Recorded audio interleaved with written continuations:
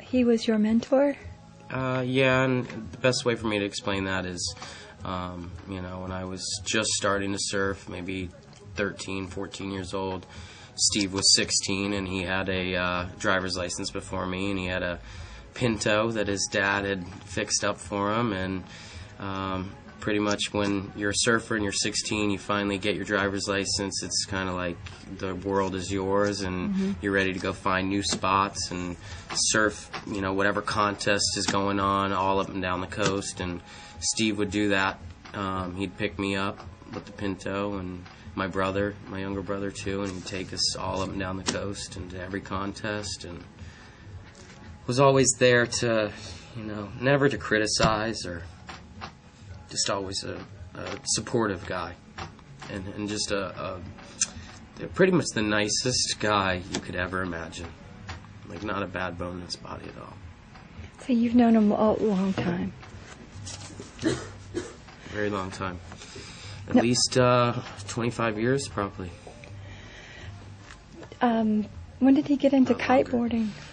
His love for sailing and windsurfing transcended to the kiteboarding. I think kiteboarding probably got into Steve's life within the last 6-8 years.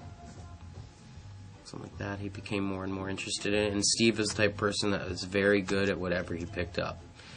He was always embarrassed because his dad was such a good artist to be more, of a participant in his art. So he was always, shy about that and never really wanted to pursue that because his dad was so good at it. But he was a very good artist himself too, whether it was photography, drawing, graphic arts, you name it, he was good at that. Good at windsurfing, good at surfing, really good at surfing, and good at kiteboarding.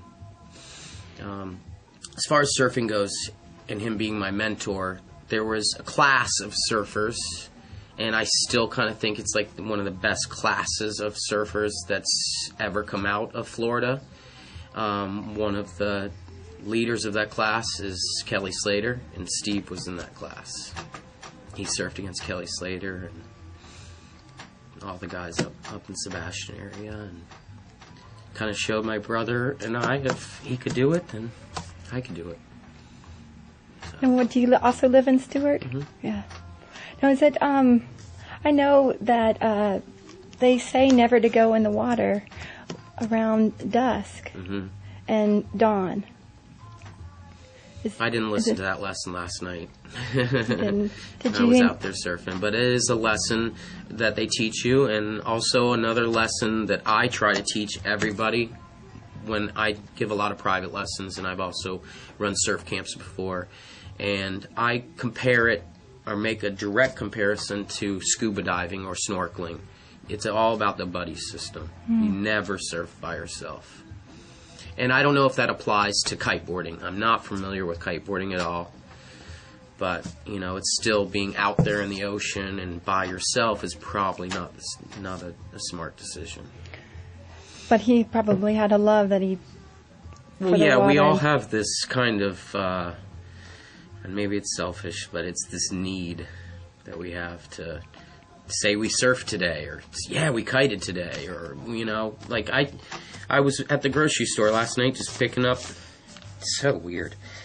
I was just picking up some stuff for dinner, and he just popped up right next to me. He's like, "Oh, hey, T, how's it going?" And he was just that way. I mean, it was so good to see him, and always good to see him. Just so unassuming, just such a friendly, nice guy, and just so hard to believe any of this stuff or comprehend any of this. After seeing somebody less than 24 hours ago and being so close to him, it's all really hard to comprehend. The main thing I don't comprehend or didn't want to believe is how does a kiteboarder. And I'm out there when the kiteboarders are out there, and it's kind of a dangerous mix. You don't mix kiteboarding with other beach activities because they're traveling at such fast speeds. And that's the part that confuses the hell out of me. If you're kiteboarding and you're at 25 miles an hour, how the hell do you get attacked by a shark? I don't understand that. And unless maybe he had taken a bad spill or a wipeout, or maybe he hurt himself and cut himself, I just don't even know what to think. What did you hear? I heard that everyone calls me first, so I've heard, you know, a few different stories, but I heard that towards the south end of Stuart Public Beach, lifeguards spotted a kite down, and they said they saw sharks pretty much taking turns on him, circling him. Multiple sharks.